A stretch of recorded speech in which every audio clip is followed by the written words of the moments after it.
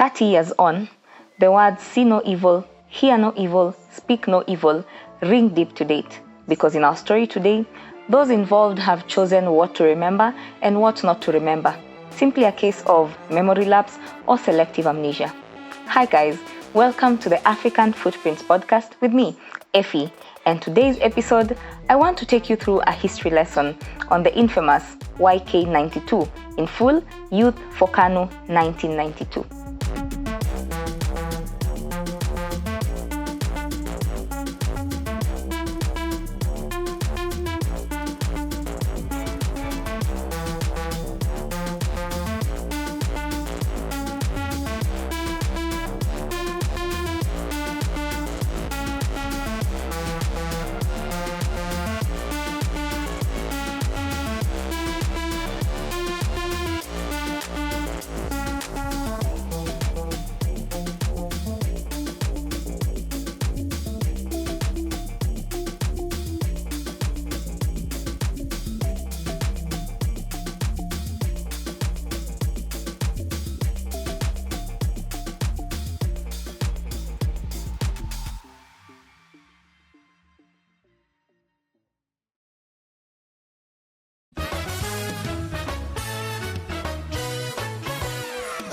It all started with a drink at the Boulevard Hotel, where 5 men, namely Joe Kim Kung, Fred Kiptanui, Joe Mwangale, Sami Kogo, and Victor Kebenei, met on January 5th, 1992. And this meeting was simply to hatch a plan for the YK92, which was a political outfit that was supposed to steer Moi back into power in the 1992 elections and especially garner him the youth vote. At this meeting, one Cyrus Jirongo was appointed to be the chairperson of this political outfit, so to speak. And like I said, it was supposed to steer President Moi, who was the then president, back into power in 1992 after the general elections. And if you understand the Kenyan politics at that time, it was a time when the opposition had banded together and there was a lot of pressure. And this being the first multi-party democracy, the stakes were a little bit high for President Moi. It was not just going to be, the easy way or something. So he really needed to bank on his strongholds. But at this point, counties like the Western Province, they were called provinces, Western Province, Nyanza, Central Province, and Nairobi were not really in his backyard. Other than his home region, that's the Rift Valley, he really didn't have any votes, any significant votes, so to say, in any of these 4 provinces. But there was one man, Mr. William Ruto, the current president of Kenya, who at that time was working at the Ministry of Youth Affairs under Dr. Julia Ojiambo.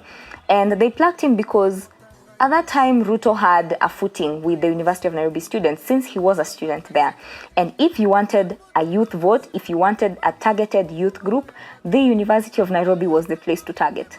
So, as the story is told, over a period of 8 months, it was very intense planning as they were campaigning and rallying for President Ruto.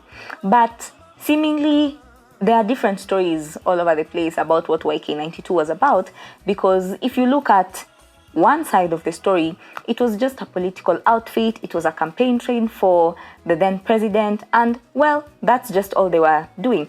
But if you look at the other side of the story, they were harassing people, they were using brutal force by the police, essentially, and using money, so to speak, just throwing it all over the place, just to ensure Moi got the votes, or as I would term it, they were buying votes and popularity for the then president Moi.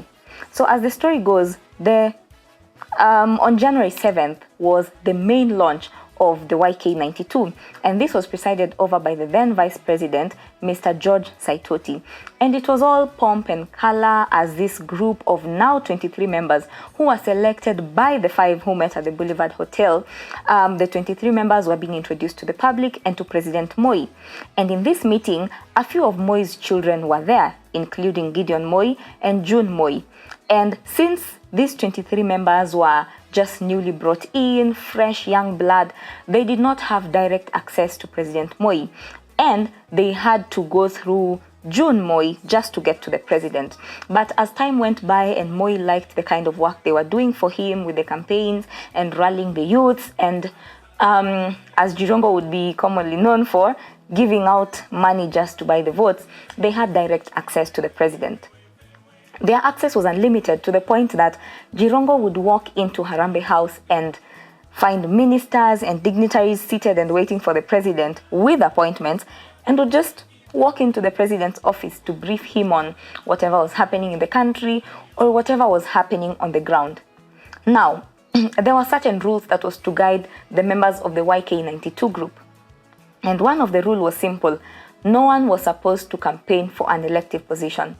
Now, considering the foundation or the formation of YK92, it simply consisted of well-connected people who not necessarily wanted to join the political space, but wanted to control things from the background.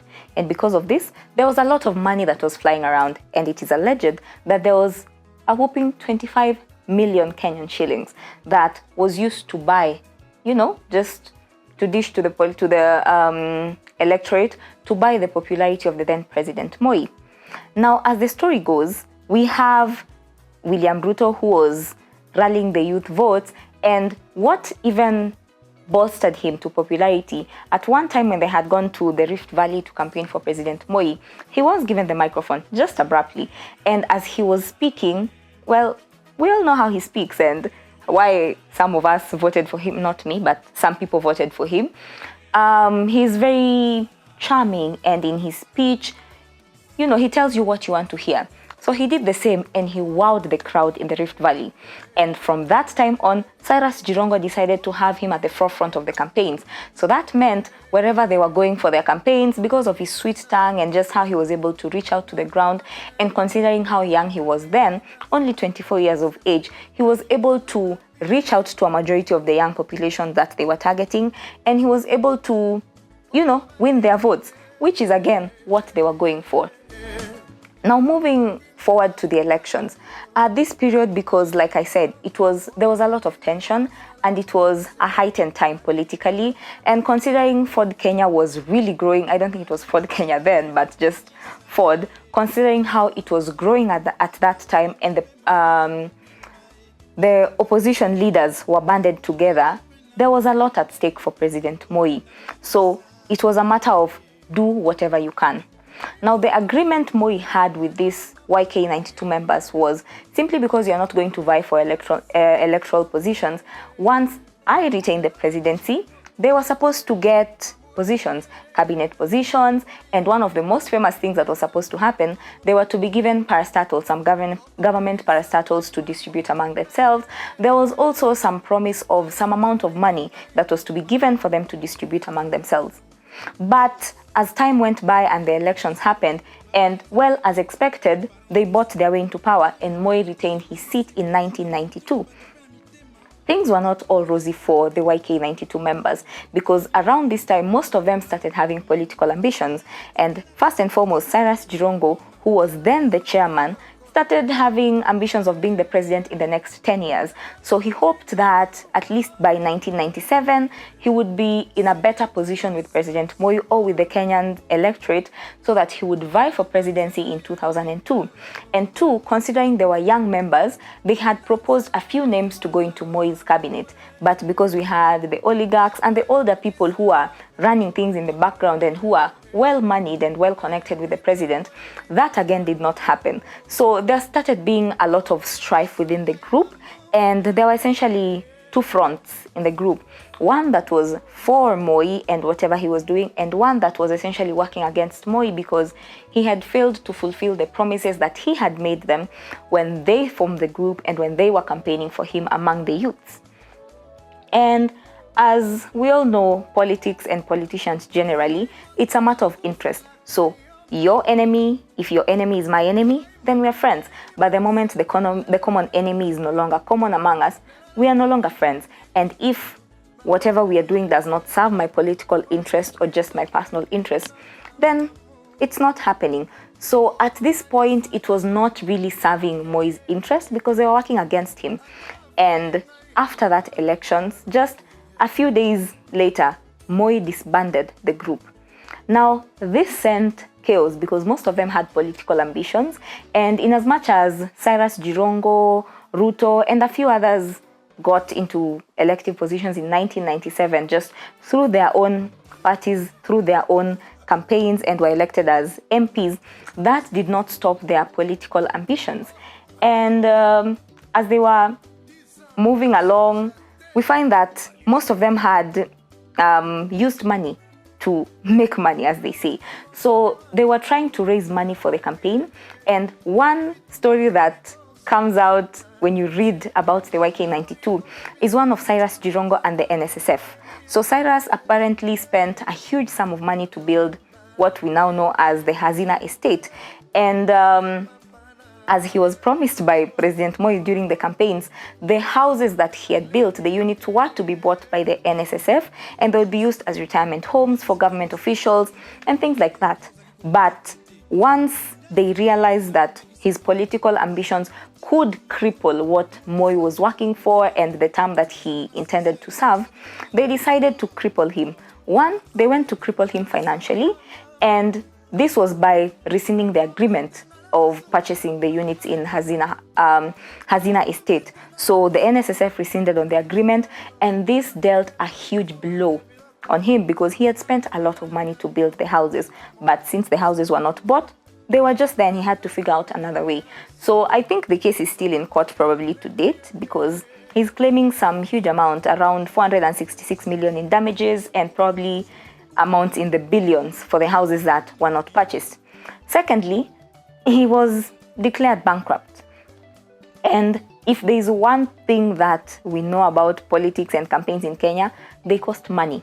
So that meant that his political ambitions to vie for presidency in 2002 were significantly crippled by the financial devastation that he was facing at that time. And it seems like only Ruto was the most successful out of the YK92 members, since, as we know, he ended up becoming the president of our great nation. So yay for him. For the others, they just disappeared into oblivion. Some of them still run things in the background, but you do not see a lot of them. Most of their political careers did not take off simply because promises were broken and simply because there was a lot of secrecy when it comes to YK92. So they would never really open up. There was no NDA or whatever, but they could never really open up about what exactly happened in the group because of the shame and so to speak, all that happened.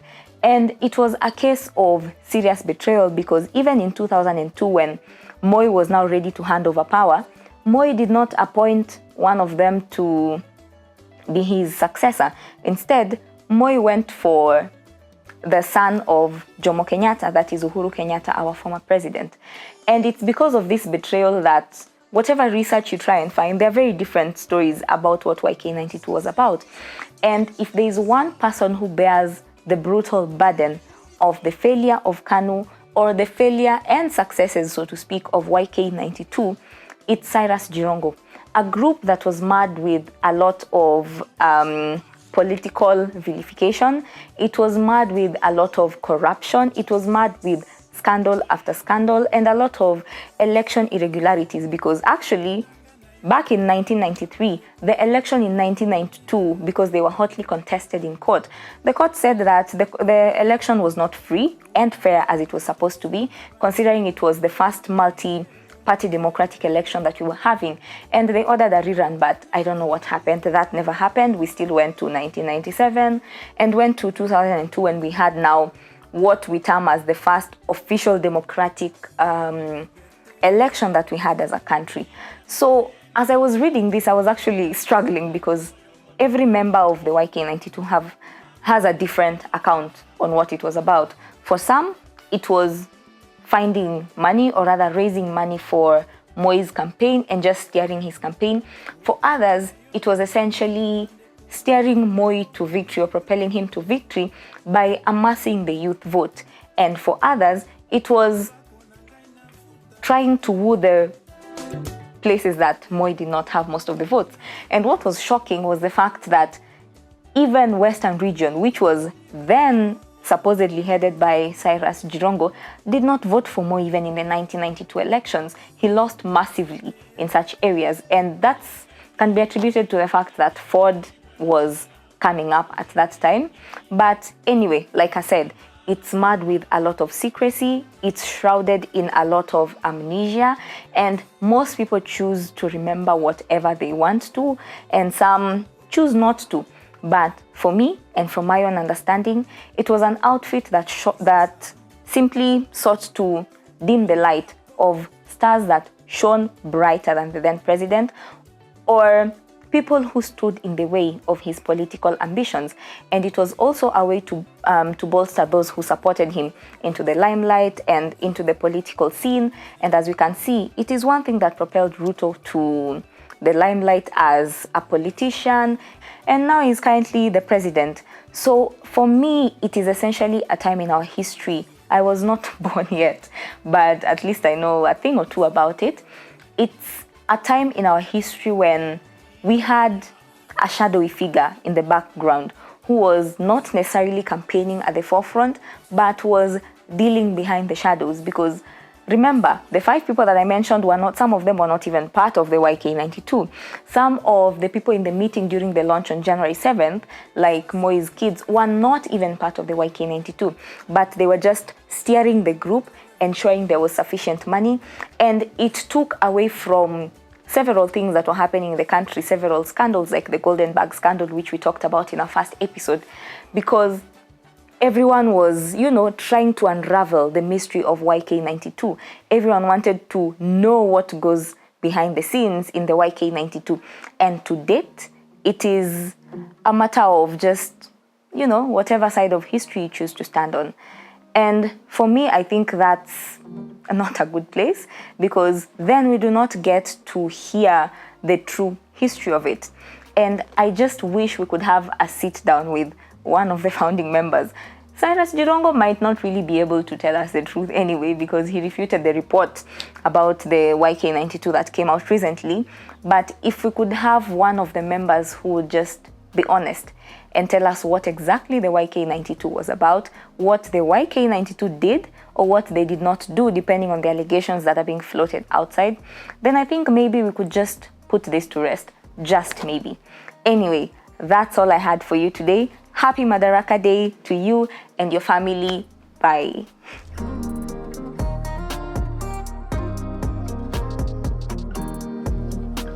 Hi everyone.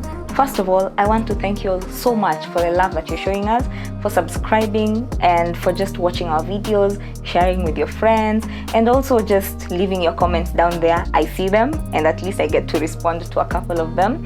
Thank you so much. We could not have been here without you. I think we're now 5 episodes in. So thank you so much, guys. And for this week, we have decided, since everything is going bottom up, we have decided to give you 2 episodes, a double dose for the Madaraka Day. We hope you enjoy and have fun.